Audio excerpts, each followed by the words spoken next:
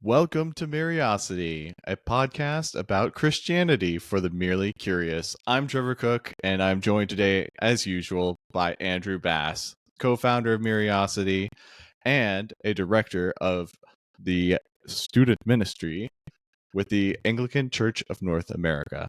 He is joining me today to continue our ongoing series about the ecumenical councils. This series has been going on for a while now, and we're getting close to the end. We have reached the sixth council, which is Constantinople 3. Yes, the third version. We're back with a remix, and we're continuing to talk about Christological issues and the growing divide between the East and West. And just to kind of take you back, we started this journey long ago with just discussion over what it means to have an ecumenical council, what a council looks like, how to tell that it is a council, and generally we have come to the conclusion that you don't know a council's a council until the next council says it is.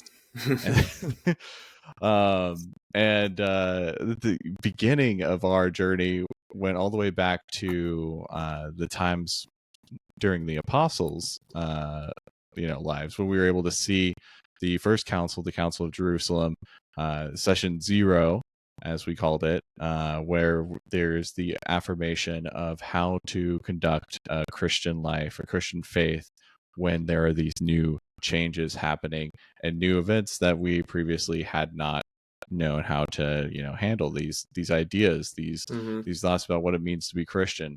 And as we've continued, these have continued to grow more complex, with more varied actors involved as the church has grown. And we have, created new seats of power, new bishops, expanded. The Roman Empire expands as well. And influence and importance starts playing a factor in this situation too. And so today we are reaching near the end of our journey through the first 7 ecumenical councils, and we're starting to see kind of the bigger fractures occurring, and we are beginning to see this pendulum that's been swinging to the east for a while now come back around to the west, and papal authority is beginning to show for the kind of the first time within these councils. It's what we know it as today starts to take place. But I mean, I'm getting all over this recap, without letting Andrew get a word in otherwise. So I'm going to hand it over to you, Andrew, to begin, giving us our context as to what's going on in the world at the time of the Sixth Ecumenical Council. Sure. Yeah. Well, Trevor, I do enough rambling, so always welcome for you to do a bit of it yourself. Well, yeah.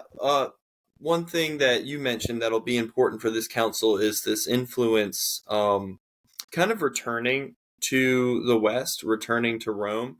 And this isn't to be mistaken with cultural and political influence, right? So we're in the age of the Byzantine Empire. And so all that's happening is happening in the East.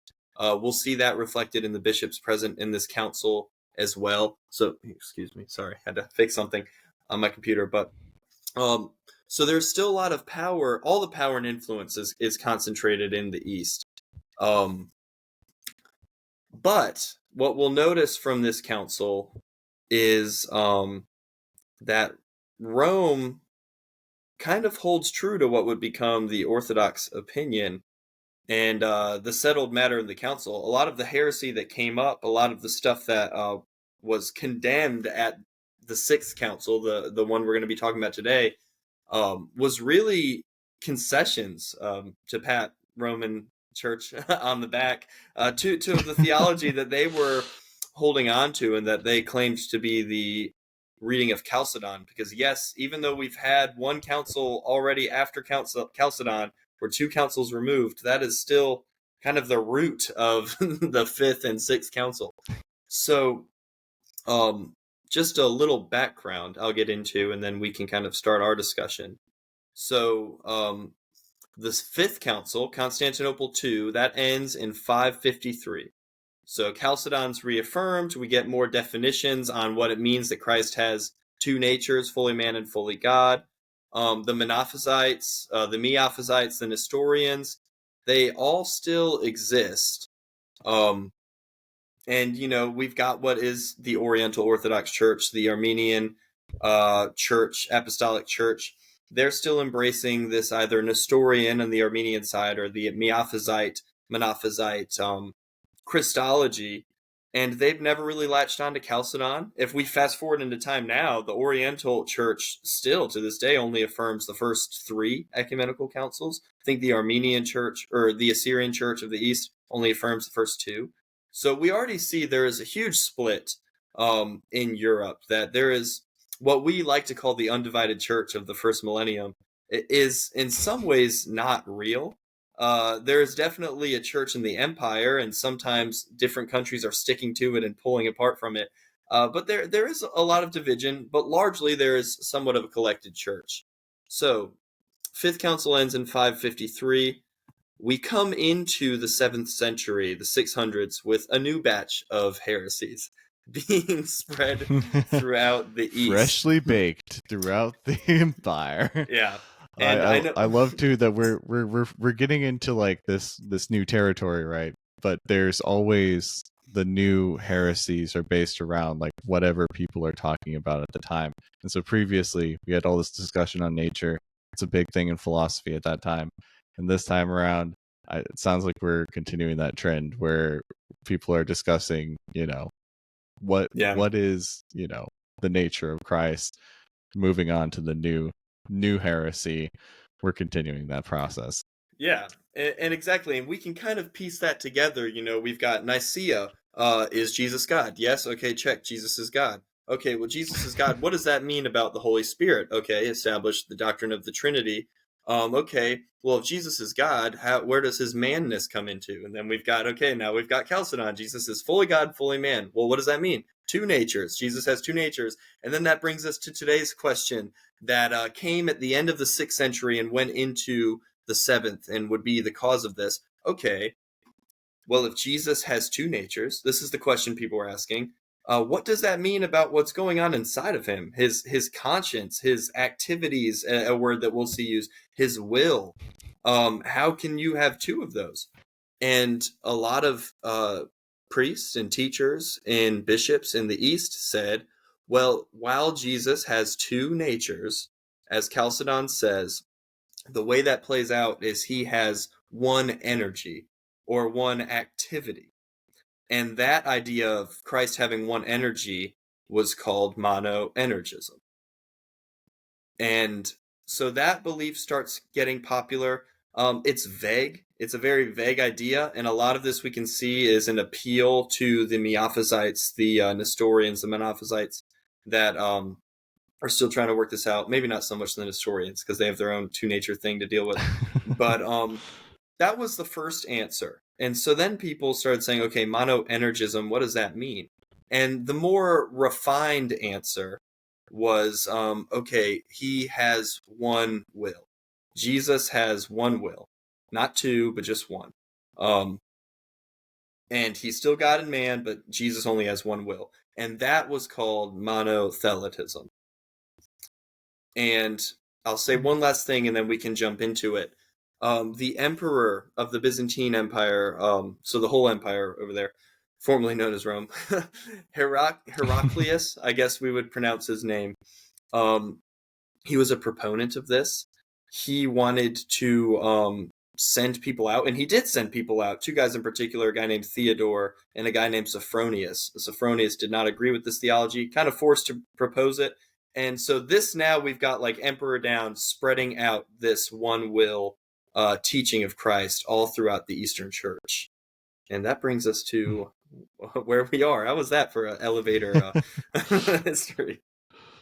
That was great. You brought us through a lot. I like kind of the explanation of this movement of who is Christ to now like we're like why does Christ do what Christ does? Like is it just one energy, one unified will, or is this a combination?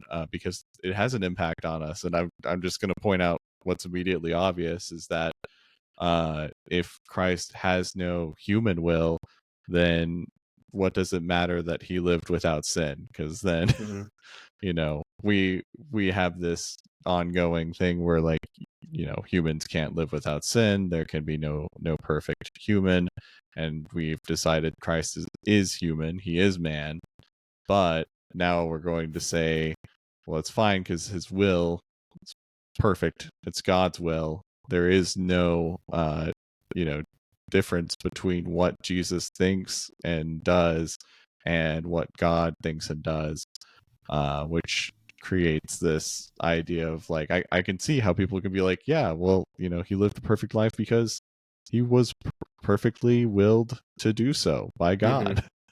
And there's no disconnect there. There can't be a possibility of sin or failure to complete his mission. Mm-hmm. So that I can see that it's like the I don't know, the quote that's on all, like, the Apollo stuff, which is like failure is not an option. Like, that would be the idea, is if we're going to accept that there is a human nature, if there is Jesus is bound by flesh, but if he's not bound by human will and its failings, then that explains his perfection, but also it kind of Yeah. removes some of the impact for us as Christians, so Mm-hmm. what it means for him to have both a human will and God's will to deal with. And that's one thing that we will definitely get into when we get to the defenses of the two wills, which, spoiler alert, the Sixth Council affirms two wills of Christ. But yeah, I mean, Trevor, those are all parts of the big question. What are the implications for this? If Jesus doesn't have a human will, or if there's just some morphology, that of a God will and human. If Jesus only has this God will, what does that say for him becoming man? What does it say for him sacrificing himself for Mm-hmm. us as a human being? Because the wages of sin is death, and Christ's humanity, just like we talked about at Nicaea and Chalcedon and all the way through, is essential to that sacrifice. And so, and now I'm going out on a Sure. limb here, I haven't thought through this, but we know one of my favorite types for Jesus is Isaac, so Abraham and Isaac, right? And so, if Mm-hmm. Isaac, in his human will, um, willfully submitted himself as a type, right, a precursor to the actual sacrifice, did he do it better than Christ did because he did it with a human will?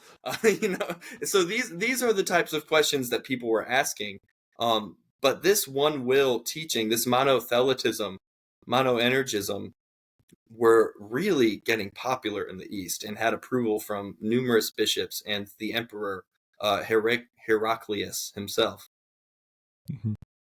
I do see what you mean, though, about this being kind of a like soft, fix to Chalcedon's problems, right? Where we Mm-hmm. have this, this idea that, like, okay, you're going to tell me that creator of the universe and everything, all Mm-hmm. that God power, infinite, and little tiny, human version of Jesus are going to be still two separate natures when he is incarnate. And then this is kind of like the soft version of it being able to say, well, yeah, they are two natures, but clearly the giant, perfect, omniscient mind of God has the reins the entire time. Like, he's in full control. Which again, then, does prompt the same question of, Mm-hmm. you know, we can never truly remove these heresies. They always continue on in one form or another. And, additionally, other questions are brought up, and they're all genuine, and Mm-hmm. they come from a place of truly trying to understand God and our faith. And so we're faced again with a Mm-hmm. bunch of well-intentioned, but obviously misled arguments trying to make sense again of what is plainly stated but not easily understood. Well, yeah, and I'll add, it's not that the Emperor Heraclius was just super enthralled by this Christology.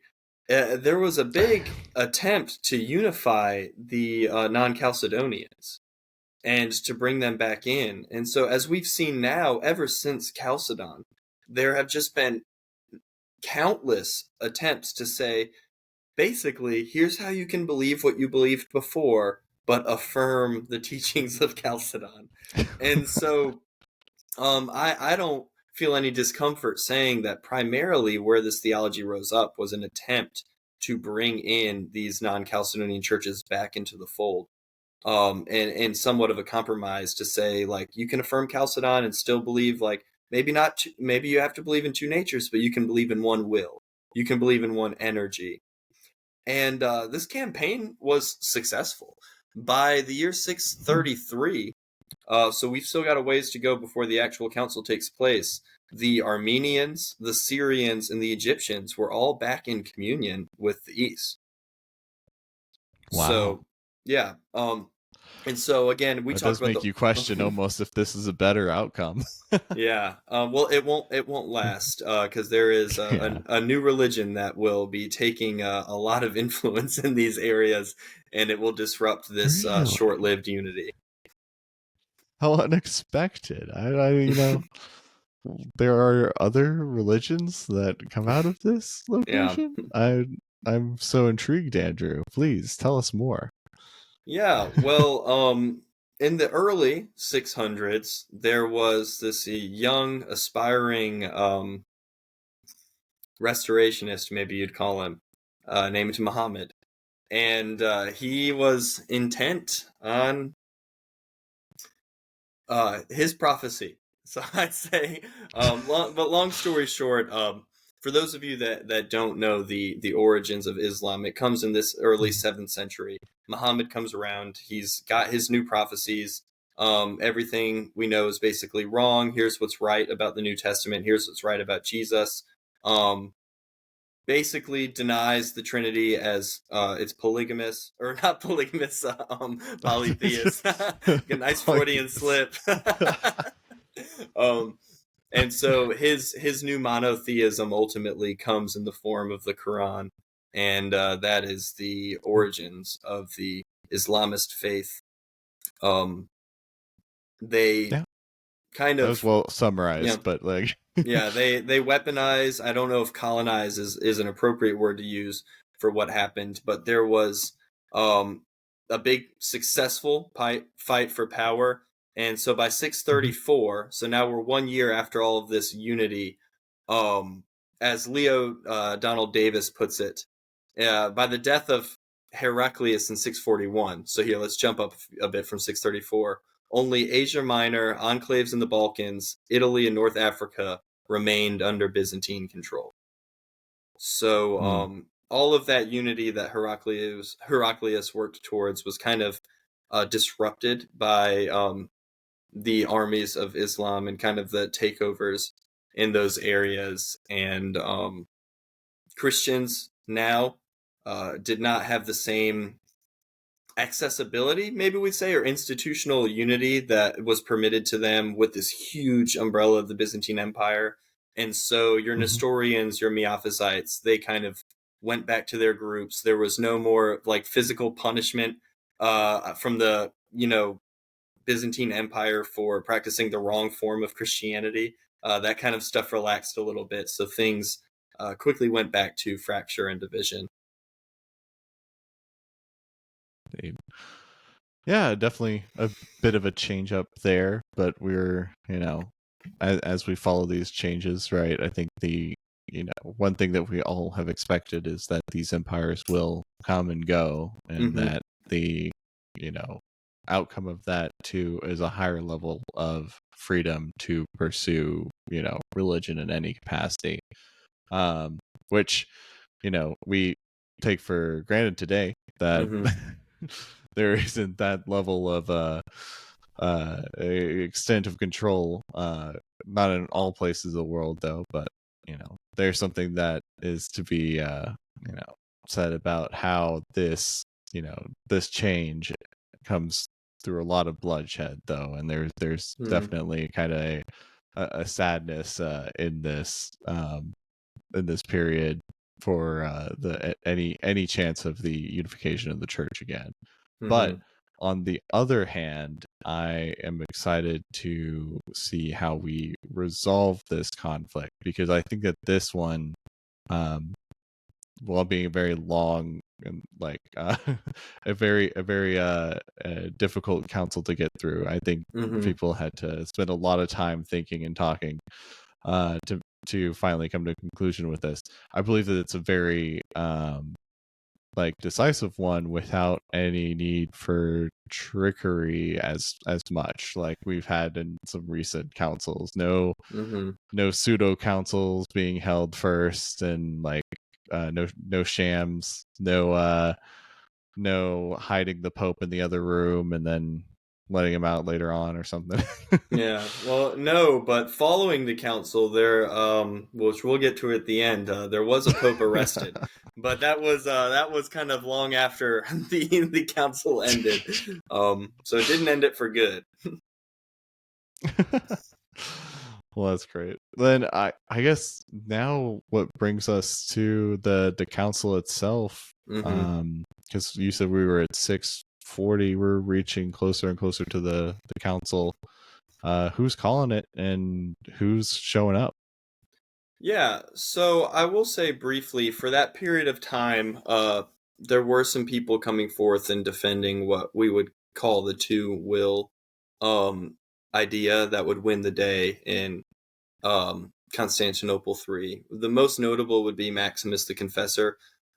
He has got a long quote that I don't think we need to share all of it, but he argued for Christ to have two wills. In this way, he distinguished it, because one of the ideas was that human will was inherently evil, right? Like inherently sinful. And so Maximus said, yes, but there's a difference. Like there is natural human will, which is good and will coincide with the will of God, especially if it is the God-man who is in that human body. And that's the type of will that Jesus had. But the type of will that humans have with original sin is a gnomic will. And this gnomic will basically means that we don't know, because of sin, we don't know what we want. Like we don't know what the best or most moral option is to choose. And because Jesus did not have original sin, he did have human will, but he did not have the gnomic human will that is stained from sin and gives us this clouded judgment and inability to choose perfectly, morally, every time. It's interesting. I have to say, like, the idea of trying to break down the human will into different parts, and this concept of like what is the result of the Garden of Eden, right? When the knowledge of good and evil enters human will, is it entirely corrupted, or is it just that there's a hole there now? Like there's a kind of like broken place where we have the consequence of the capability to fail, but not necessarily the inability to succeed. Yeah, and I'm sure I'm butchering it. If any of these saints are still alive today, they'd probably be mad at me and tell me how much I don't understand their theology. But Maximus was kind of a precursor of this expression that Rome would embrace, and the East would eventually come to embrace, that like Christ has two wills. Christ has to have two wills. This is important for the incarnation in the crucifixion and resurrection, and here's how it plays out. So time goes by, Heraclius dies, Pope Honorius dies, who will be condemned. We'll save that for later, though. And we get into the 670s, so right leading up to the council. And we have this new young gunner as emperor named Constantine IV. At this time, some of these political issues with the Mohammedans, right, or the early Islamists, they settle down a bit. There is somewhat a level of peace. And so Constantine the Fourth, the emperor, takes this opportunity to try and unify the church. And so he's writing letters to Pope, initially Pope Donus, so like donut, but with an S instead of a T at the end. And he's trying to hold a synod, just a general council. And at this point, there were lots and lots of synods, right? That's how the church had done things for so long, just local councils to try and handle these things. Pope Donus dies before anything can happen, and he's replaced by Pope Agatho.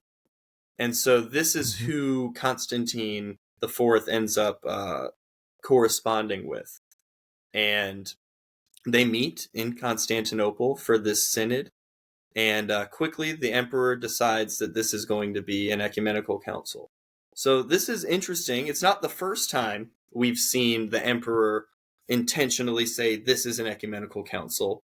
But it's interesting, to say the least. And so the synod convenes, and the Pope or the emperor says, "Yeah, this is going to be an ecumenical council," and he turns out to be right.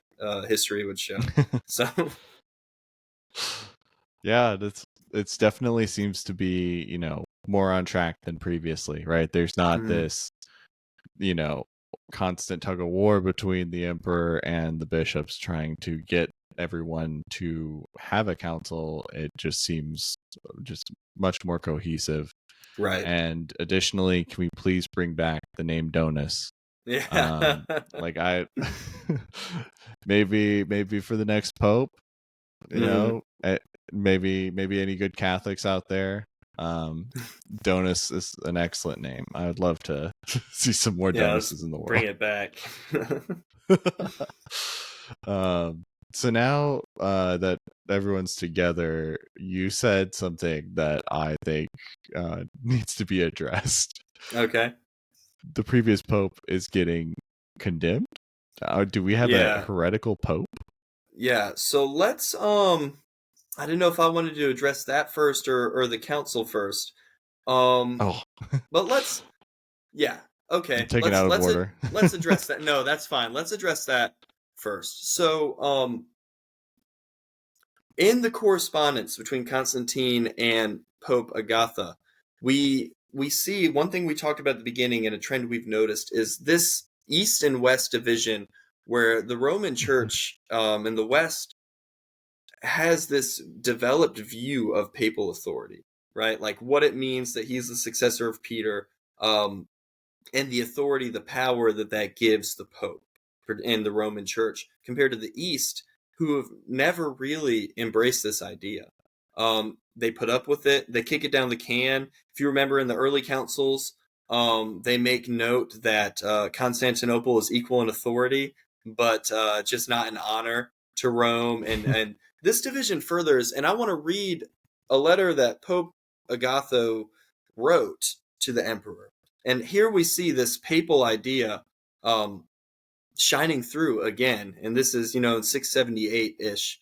The Roman Church has, by God's grace, never erred from the pathway of the apostolic teaching, nor has it lapsed into heretical novelties, but from the very beginning of the Christian faith has persevered unimpaired that which it received from its founders, the princes of the apostles. And so then the Pope gives, this is the preface to him saying his theology for the two wills of Christ. We truly confess that just as he has two natures or substances, that is, divinity and humanity, unconfusedly, indivisibly, and unchangeably, so too he has two natural wills and two natural operations, as perfect God and perfect man, one and the same Lord, Jesus Christ. So we'll get to that condemnation in a minute, but this is right. Yeah. So, but here we see the Pope again reaffirming things that go all the way back to that Legate Philip.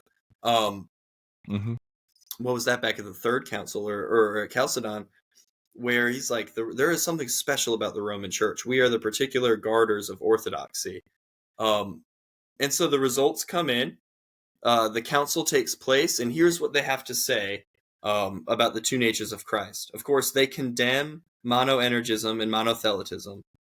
They reaffirm the 5 previous councils, the letters written and the 3 creeds, all that stuff, all collected back, and they say, we glorify 2 natural operations indivisibly, immutably, inconfusibly, inseparably, in the same our Lord Jesus Christ, our true God. That is to say, a divine operation and a human operation, according to the divine preacher Leo, who most distinctly asserts as follows: for each form does in communion with the other what pertains properly to it.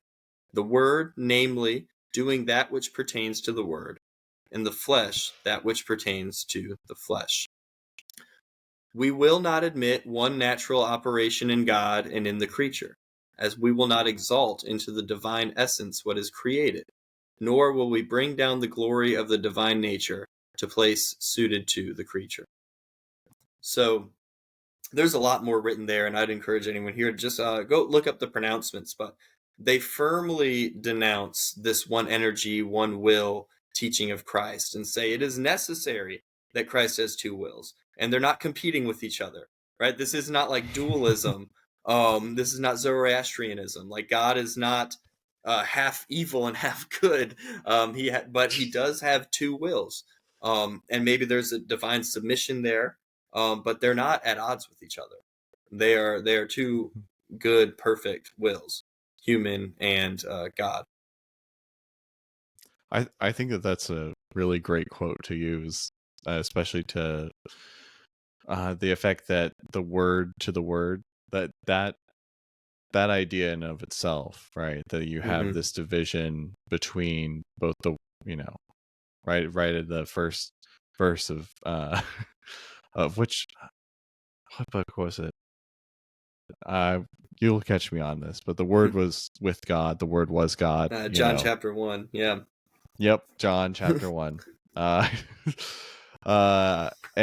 the way that like kind of is brought to a conclusion here, which is that if Jesus' will is the same as it always was, always is, eternal, and that remains true in him as a human, but he is incarnate and does have every other aspect of humanity, that he should indeed have the aspect of a human will, and that is why they can both coexist the same way his nature can coexist within one being.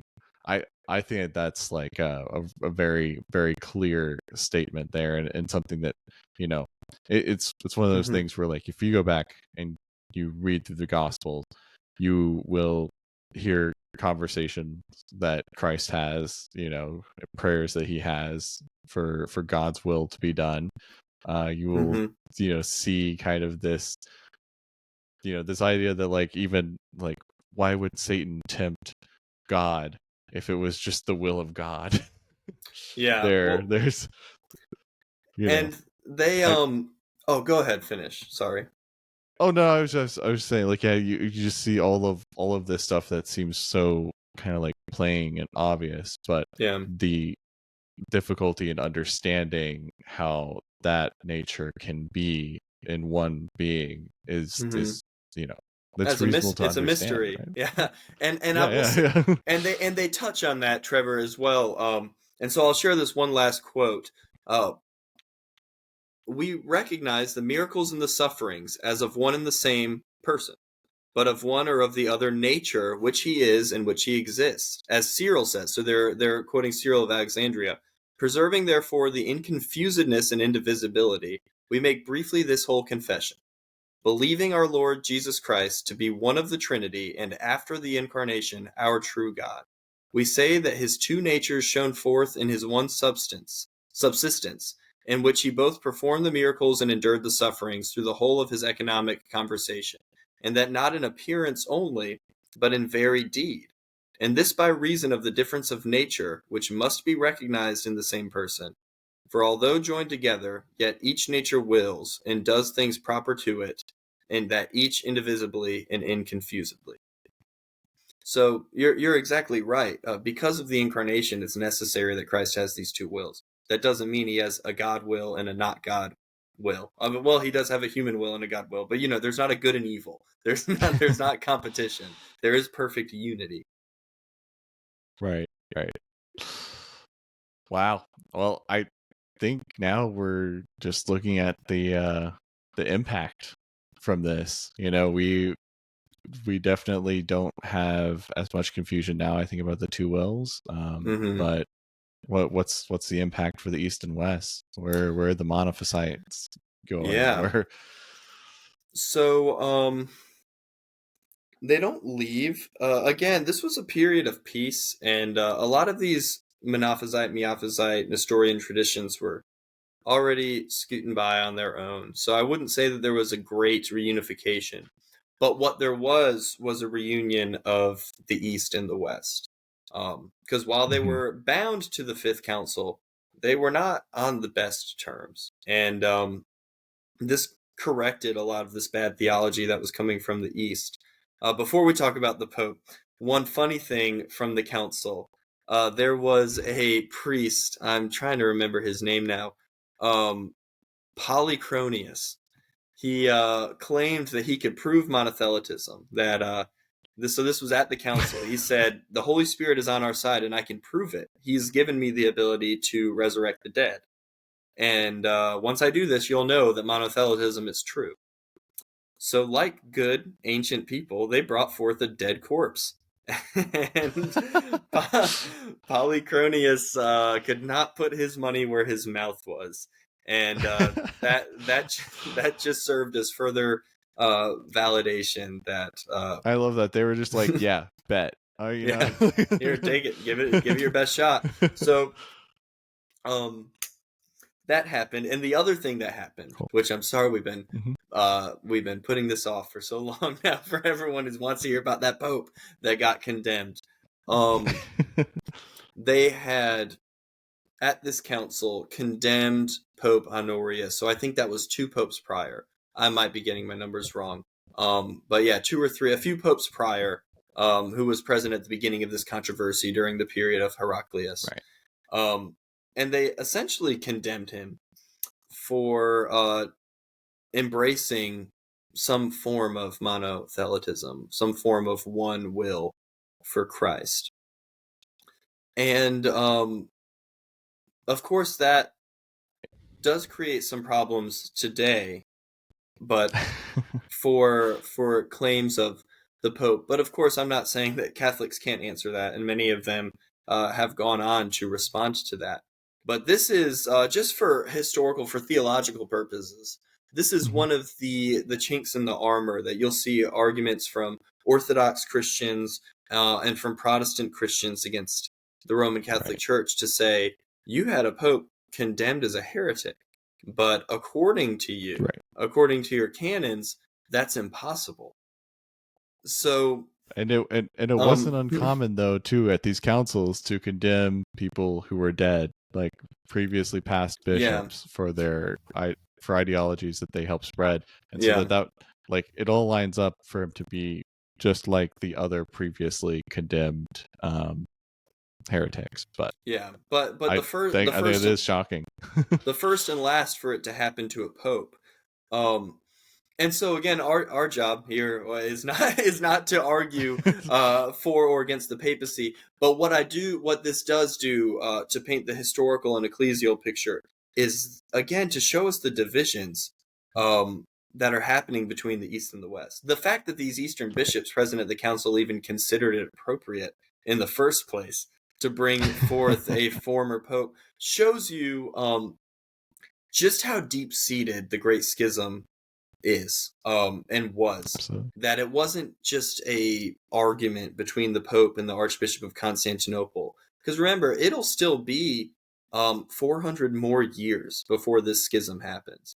But what we can see here in this moment is just this growing division between how Rome sees the head authority in the church and how Constantinople sees it. Yeah. Well, thanks, Andrew. I appreciate it. I think I'm excited for the very final episode in our series coming up next. But for now, thanks for watching. This has been Mariosity, a podcast produced by Mariosity. We featured Andrew Bass, and our music is by Saint Cyril. Please like, subscribe, and follow for more. All right. Thank you for watching.